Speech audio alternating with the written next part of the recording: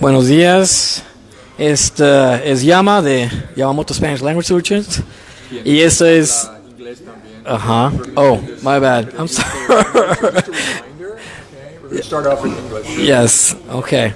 I'm sorry. This is Yama from Yama Spanish Language Solutions, and this is Yama Culture. And today we are in the beautiful El Paraíso Mexican restaurant interviewing my dear friend, colleague, and why not say teacher for me, Herr Rossow. Okay, so I'm going to... Which means Mr. Rossow in German. Okay, which means Mr. Rossow in German. So Herr Rossow is not... Herr is not my first name. It just means Mr. Rossow. Okay. Okay. just for people to know. Okay. All right, Herr Rossow. Yeah. So, first of all, what is your full name? My full name is Michael Rossow. Okay.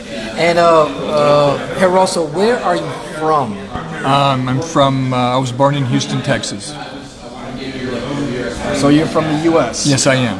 Okay, so what and where do you teach? I teach at Bellaire High School in Houston, and I teach German, all levels German. Okay, well, what levels are those? 1 through 5 primarily, and then about once every 3 or 4 years I have a student in level 6 as well. Okay, and what is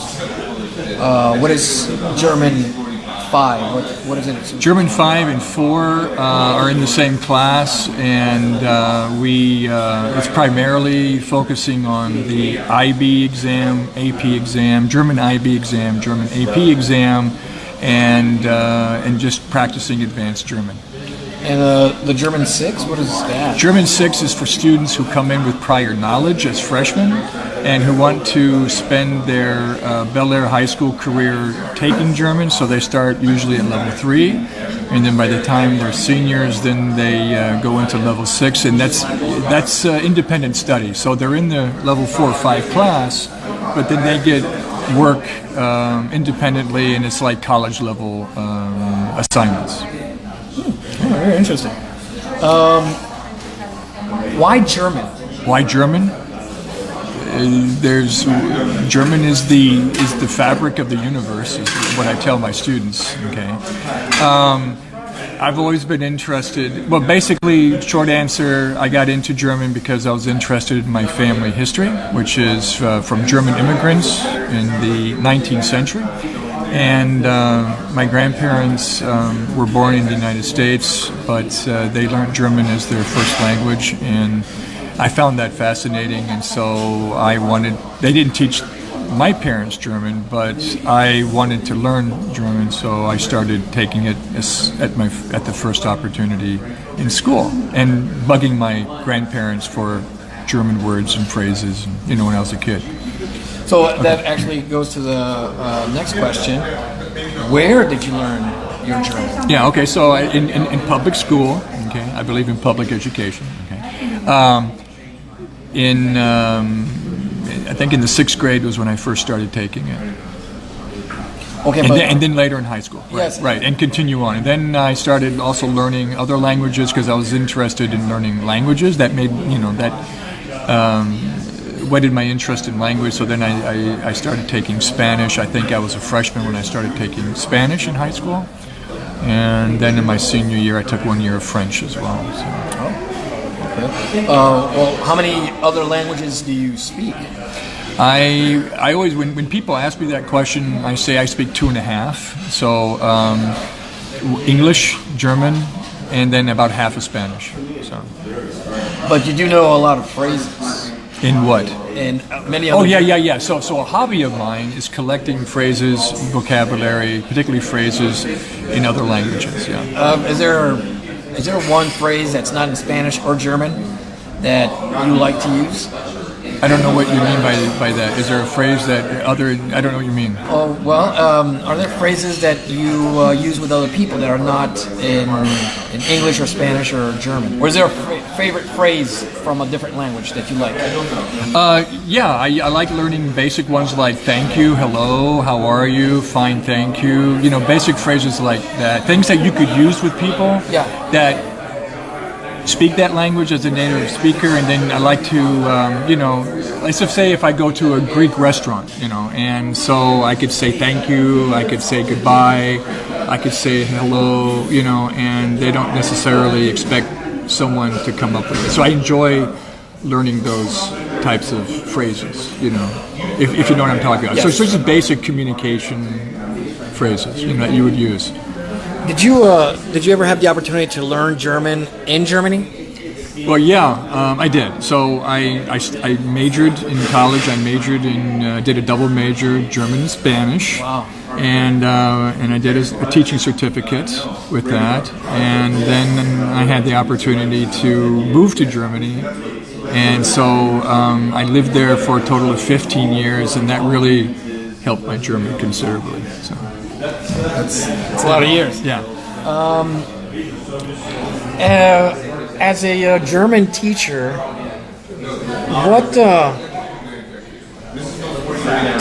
what suggestions do you have for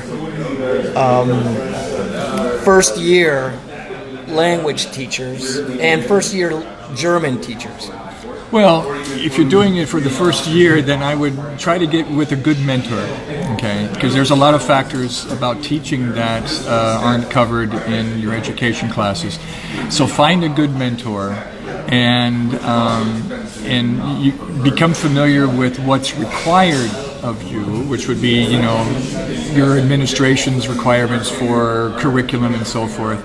And then within that, then see how much room you have for experimenting and trying things out, and talk with experienced teachers, especially language teachers, and see how they do things, observe their classes, get ideas, because teaching is a constant learning curve, and I've been teaching since 1978, and I'm still learning, and I still enjoy watching other teachers teach, and I get ideas all the time, and I got, like listening to you today, for example. And so it's a constant learning thing and pooling in new ideas to try out in the classroom. Cool.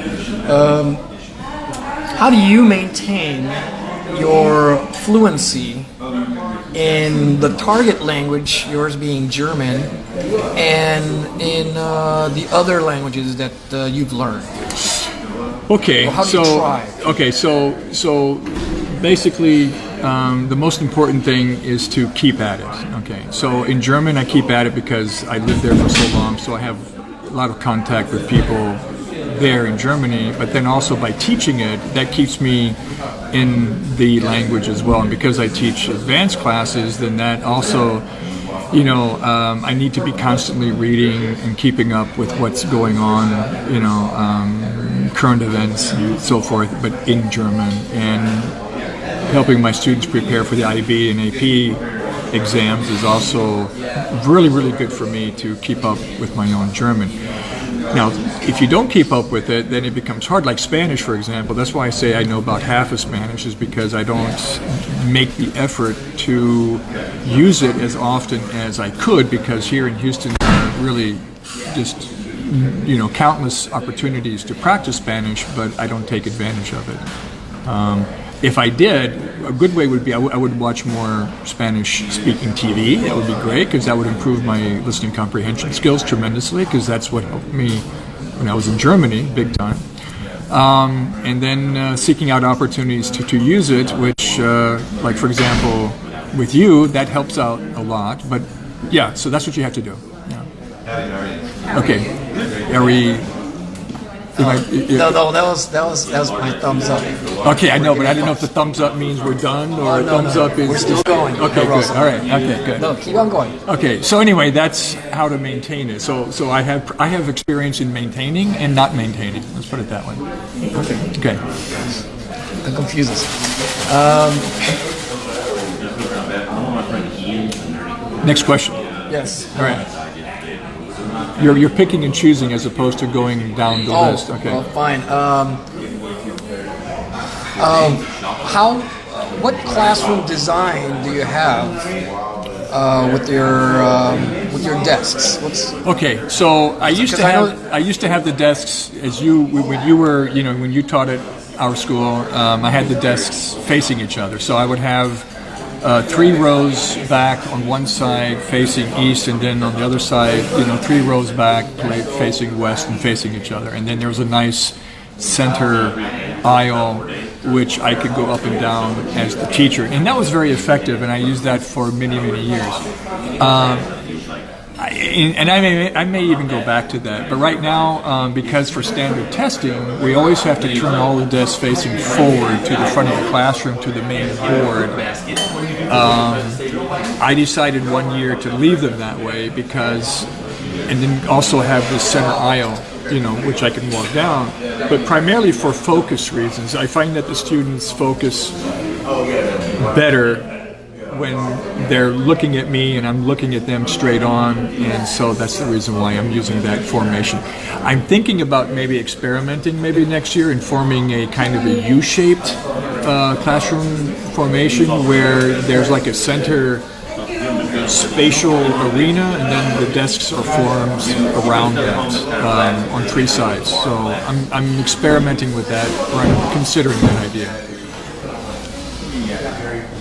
Yeah, because I remember the first one you mentioned, and it was very intriguing to me. But now that you mentioned that you have a different one, I just wanted to know why you've changed it.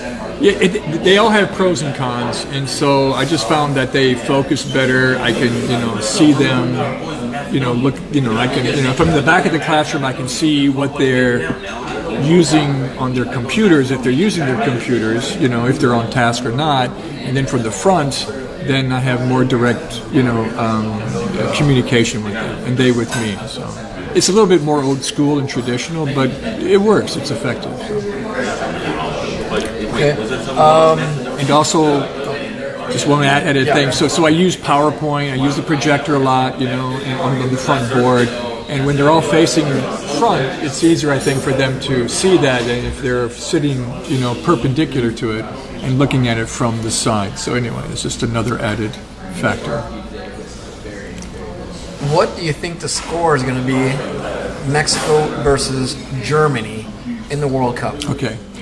All right. So, they're going to play each other in the first round, in the first group, and so I think Germany will win. I think Germany's the stronger team. So if you ask me what the score is going to be... Look at me in the eye when you say this. Okay. I think it's going to be about 4-1. My eyes are right here. 4-1? 4-1, yeah. For Germany. Wow, he said it with a straight face. Yeah. I still remember Germany beating Brazil. Remember that back in, was it 2012? Do you remember the score?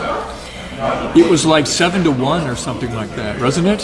Yeah. So it was not Brazil's best day. Let's put it that way. Wow. Okay. 4-1. You heard it here. We'll see what happens. We'll see what happens. Yeah. There's always a margin for error. So maybe it'd be 4-2 or 3-1 or 5-1. Who knows? We'll see. Okay. But I think Mexico is going to, I think they're very aware of the fact that they'll be playing Germany in the first group, and I think it's really important for them to get out of that first group and to move on. So I'm sure they're going to be playing at their very, very, very best. So I think it'll be an interesting, and it might be a closer score. It might be like 2-1 or something like that, or maybe 3-2.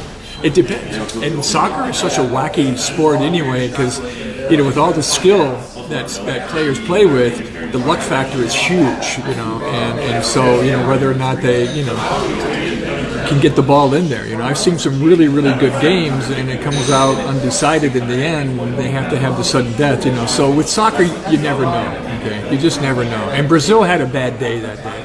They normally would not have lost that much, and it was just they had a bad day. The Germans took the field. 7-1 was a pretty bad day. But the Germans, I think, if they have their heads on straight and everything, they shouldn't be too cocky. They need to go in there and not ride on the laurels of what they did 4 years ago. They're going to need to work hard if they're going to win again. So, there you go. Why? Well, this is something that I had noticed the year that I was there with you. Why do you take pictures of the periods or classes, or what would be the word, at the end of the year? Of the year, the school year. Yeah, of the school year. Yes, of the school year. Yeah, well, that's just basically for as a memory of my classes over the years, and to see, all the classes that I've had. So it's kind of like a personal journal, for personal journal reasons, but it's also fun for the students as well when I display them on the wall. They can come back. Especially, I have a lot of students who come back and visit me, after they graduate, and so then they can come back and see themselves. This is where, because a lot of students I have them 3 or 4 years. So they come in, taking German 1 or 2, and then they progress to German 3 or 4, and they can see themselves as they were, when they were younger, and as they progressed during, in high school. But it's also good for me to, because I've had lots of classes and I can't remember, and it's good for me to remember who was with whom in which year, So it's a memory support. Let's put it that way. Stop them from driving their car away. You mentioned Bellaire High School. How is Bellaire High School different? Here, the question is, how is Bellaire High School different from other high schools when it comes to languages? Okay, well, that's a good question. Okay, so let's talk about public high schools, because I really can't talk about private schools, and I think their private schools probably do a good job with languages depending on what they are, like the Audi International School. So I'm just talking about public high schools. We are a we're a magnet school, and our... What does that mean? Magnet school means that magnet schools have a special area of focus. And let's say Houston Independent School District has a number of different magnet schools with a different focus. One might be on business, another one might be on medicine, another one might be on law, another one would be maybe focusing on law enforcement and so forth. And students who are interested in those particular focus areas can then apply to go to that school, even though they don't live within the zone, if they live outside of the zone of that school. Now, Bellaire's specialty is foreign language, so we like to call our foreign language program the Foreign Language Academy, and we teach 11 different languages there, which I think for an American public school is quite special. Could you tell me what those are, those 11 languages? Sure, okay, let me see. So we start off with Spanish, French, Latin, German, Italian, Russian, Arabic, Hebrew, Hindi, Chinese, Japanese. How many was that? I think that was it. Okay. No ASL, correct? What? No ASL, correct? No. So those are the languages. If I got them all, I think I do. A lot of choices. A lot of choices. Yeah. It's really wonderful. Yeah, it's really good. We have a great department. It's very multicultural, and we get along really well. It's a tight department, and we have about 25 teachers or so, or 30 teachers. So imagine that 25 to 30 foreign language or languages other than English teachers in a school. Right. How many does your school have? Right. Well, usually the average American school usually has Spanish, and then French is usually the second foreign language, and then the third one would be a toss-up between Latin and German. Usually German comes in third place, followed by Latin. But and then depending on the school, maybe Italian. But otherwise, we've been lucky. Let's put it this way: I'm lucky to be able to teach at where I teach. And I can honestly say I was lucky to be there at least 1 year. You should have stayed, Hector. You should have stayed. That's another thing. But he's Herr Rossow has heard me say this, but for anybody that's never been to Bellaire High School, professionally, for me, it's like going to the Teotihuacan, or for most people, the Mount Olympus of foreign languages, because of all the foreign languages, and the people that teach these languages are just, incredible. Their passion to it, and how the administrations really back these languages up? Again, I'd like to say again, you should have stayed there, Hector. All right, so All could you please explain what a Stammtisch is? A Stammtisch is a German word referring to the tradition in Germany where a table in a pub or a bar or a restaurant is reserved for a regular group of customers who come in once a week, usually men who come in and who know each other and are friends, and they, drink beer, eat together, play cards, and just, it's kind of like it's a meetup is what it is, okay? We would say a meetup. It's like a regular meetup, and it's called a Stammtisch because Tisch means table, and Stamm means it's a derivative from the word stem. So in other words, it's like a trunk, stem, basis, of a group of people. So in other words, a Stammkunde is a regular customer or a stem customer. And so this is a meetup table for regular customers. And so we use here the Stammtisch as about once a month we meet with the students at usually it's Cafe Express, and we get together. Students this is voluntary for students who want to practice their German, and it's a German-speaking meetup. And we meet there, we put the tables together depending on how many students come. Sometimes it's just 3, maybe 5, 10. We've had as many as 25. And we get together and we speak German, and on a casual conversational basis. And the one rule is please don't use English at the table. You're here to speak German. And it doesn't matter really what level, And if you can't speak so much, just listen. And then, if you need help or you want to ask for vocabulary, we're all there to help. And so it's fun. Yeah. So we've been doing this now for since I've been there, which is 18 years. So Do parents are parents allowed to come into this Stammtisch? They speak German, yeah, sure. And we've had several parents come who are German-speaking parents, and they come, yeah. So my question about the Stammtisch is, or the Stammtisch. Stammtisch, that's right. Okay, yeah, say it right. Do they work? In your opinion, do they work? Well, yeah, it works on two different levels. One, the students really like it, which is really nice to see. They really enjoy coming. And then two, it gives them the opportunity to use German in a natural setting as opposed to a classroom setting. And that's really the whole thing behind it, because I'm a very strong supporter of immersion, and so therefore it's really hard to create immersion when you're not in the country that speaks the language.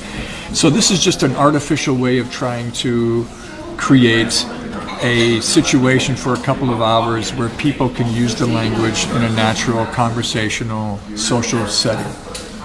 Sure. Okay. Thank you very much on that one. And you want to use the microphone close to you so you can hear you. There you go. Thank you, Herr Rossow. Danke. I guess my last question for today is, why German? Well, I think you asked that towards the beginning, and German was because of my interest in my... No. I'm sorry. Okay. Why should anybody try to learn German? Why should anybody try to learn German? That is a good question, and so I'm biased towards German because of what I've already explained, but German is, I think, the best answer for learning German, or reason for learning German, is if you want to do anything that in future, like a future career that has to do with being in Europe, particularly being in Germany, with the European Union. German is a major language in that regard. Also, if you want to study in Germany, go to university in Germany, tuition is virtually free, okay? knowing German is going to be one of the requirements to getting there. Even though it is possible to study in Germany without no knowledge of German, but that's restricted, to a certain, or limited to a certain number of universities. But learning German and studying in Germany is a great way to learn, to get an excellent education, and then also to either work for a company that engages with business in Europe, or working for a European company, for example. So more of a niche market. More of a niche market, Yeah, right? yeah, exactly, yeah. And so European Union German is a great,